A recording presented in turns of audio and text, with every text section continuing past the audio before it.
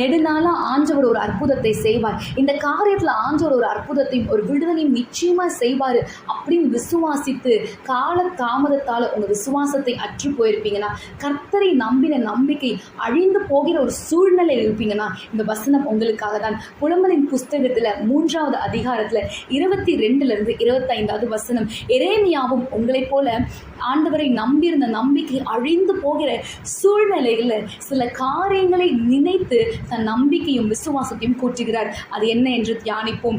22 25 வசனம், நாம் நிர்மூலம் ஆகாதிருக்கிறது கர்த்தருடைய கிருபையே, அவருடைய இரக்கங்களுக்கு முடிவு இல்லை, அவைகள் காலைதோறும் புதியவைகள், உமது உண்மை பெரிதாய் இருக்கிறது, கர்த்தர் என் பங்கு என்று என் ஆத்துமா சொல்லும், ஆகையால் அவரிடத்தில் நம்பிக்கை கொண்டிருப்பேன்.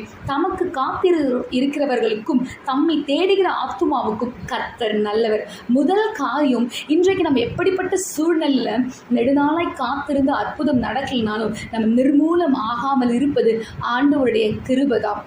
2வது காரியம், நமக்கு இரக்கம் செய்ய அவர் உண்மை உள்ள தேவனாக இருக்கிறார். ஒவ்வொரு நாளும் புதிய கிருபைகளை கொடுக்கிற ஒரு தேவனாக இருக்கிறார். அவரோட உண்மை பெரியதாக இருக்கிறது. அவர் உங்களுக்காய் சொன்ன வார்த்தை நிச்சயமாய் நிறைவேற்றுவார். கர்த்தர் உங்கள் தெய்வம் என்று உங்களை ஆத்துமா சொல்லணும். அந்த பலத்தில் இன்னும் கொஞ்ச நாளைக்கு நம்பிக்கையோடு கூட இருங்க. அவரை தேடுகிற உங்களுக்கும் அவருக்காய் காத்து